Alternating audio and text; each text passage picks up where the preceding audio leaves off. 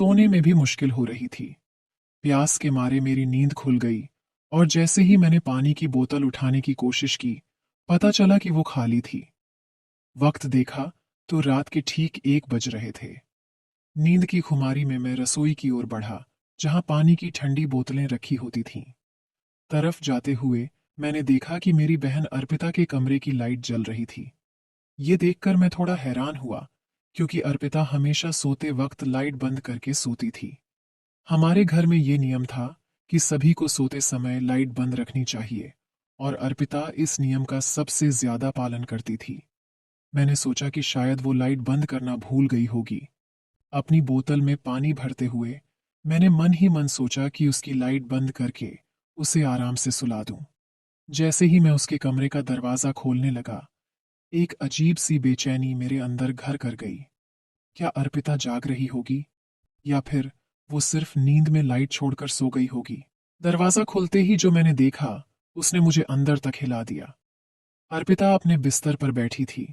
उसके चेहरे पर एक गंभीरता थी, और वो अपने फोन की स्क्रीन में कुछ देखने में पूरी तरह मग्न थी।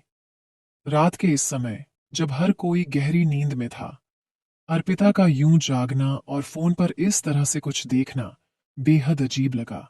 जैसे ही मेरी नजर उस पर पड़ी, उसने फटाफट फोन को छुपा लिया, और उसकी आंखों में डर की एक झलक साफ दिखी। उसकी ये हरकत इतनी अप्रत्याशित थी कि मैं एक पल के लिए समझ नहीं पाया कि क्या कहूं।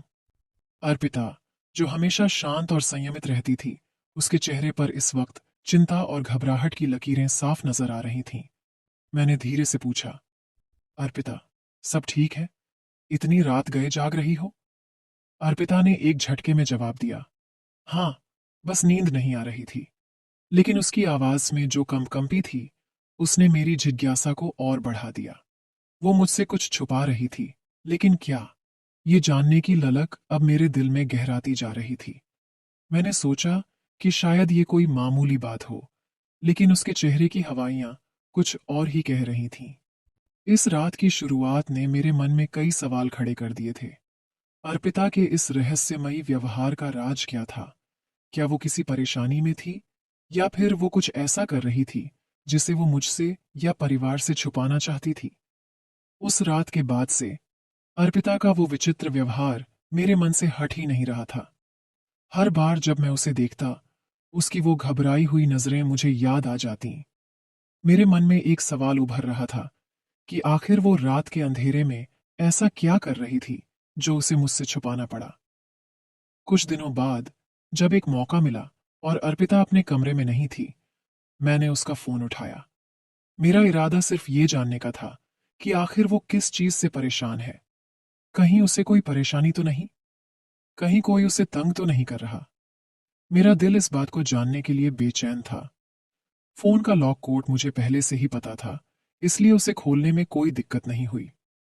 जब मैंने उसकी फोन की गैलरी, मैसेज और एप्स देखे, तो कुछ खास हाथ नहीं लगा।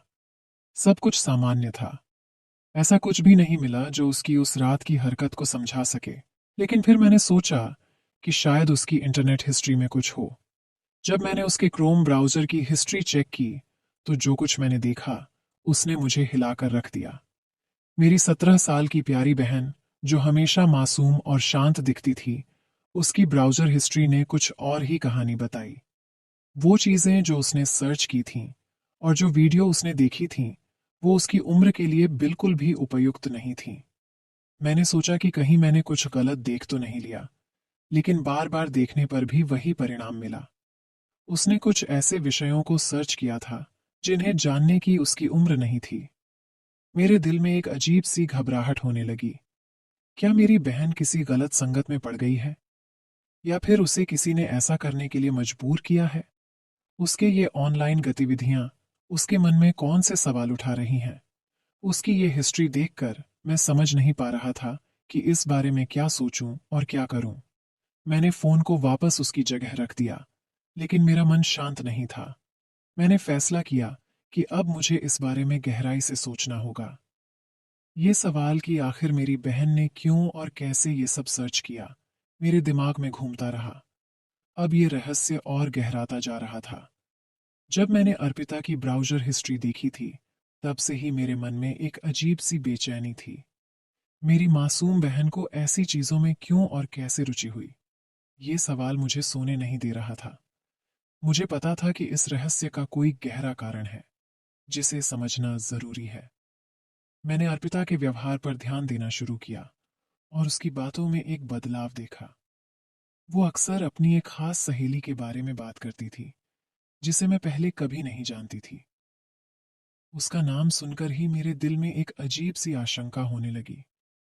मैंने सोचा कि हो ना हो, अर्पिता की इस नई आदत के पीछे उसी का हाथ है।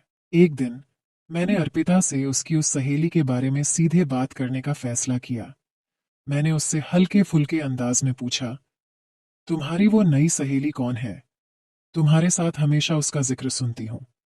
अर्पिता ने थोड़ा हिचकिचाते हुए बताया, वो वो मेरी क्लास में नई आई है, काफी मस्तीखोर है और बहुत बातें करती है। मुझे उसकी बातों से ज्यादा कुछ नहीं पता चला, लेकिन मेरी छठी इंद्री ने कहा कि ये वही लड़की है जिसने अर्पिता को गलत रास्ते पर धकेला है।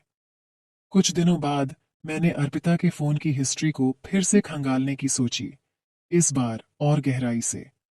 मैंने कुछ और भी चौंकाने वाले सबूत पाए। अर्पिता की सहेली ने उसे कुछ ऐसे वीडियो दिखाए थे जो उसकी उम्र और समझ से परे थे। ये वो वीडियो थे जो किसी भी नासमझ किशोरी के लिए सही नहीं थे। इसके अलावा मैंने ये भी देखा कि वो सहेली अर्पिता को सिर्फ वीडियो दिखाने तक ही सीमित नहीं थी।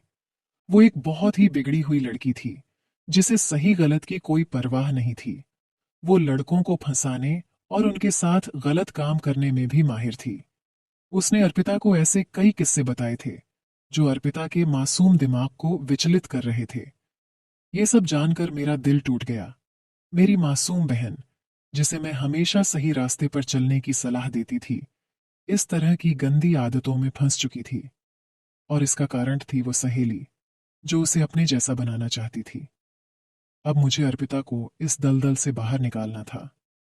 मैंने फैसला किया कि सबसे पहले मुझे उस सहेली से अर्पिता की दूरी बनानी होगी, और उसके बाद मुझे अपनी बहन को प्यार और समझदारी से समझाना होगा कि वो किस राह पर चल पड़ी है और उसे किस तरह से वापस सही रास्ते पर लौटना है। इस तरह मैंने अपनी बहन को उस गलत संगत से बचाया और उसे जीवन के सही रास्ते पर लाने की कोशिश की। ये सफर आसान नहीं था, लेकिन मेरा प्यार और समझ ही उसकी ढाल बने। अंत में अर्पिता ने उस सहेली से दूरी बना ली और अपनी गलतियों से सीखा। ये अनुभव हमारे रिश्ते को और मजबूत बना गया। इस कहानी से हमें ये सीखने को मिलता है कि गलत संगत कितनी जल्दी और आसानी से हमें गलत रास्ते पर ले जा सकती है। लेकिन अगर परिवार का सहारा और समझदारी हो, तो कोई भी राह मुश्किल नहीं होती।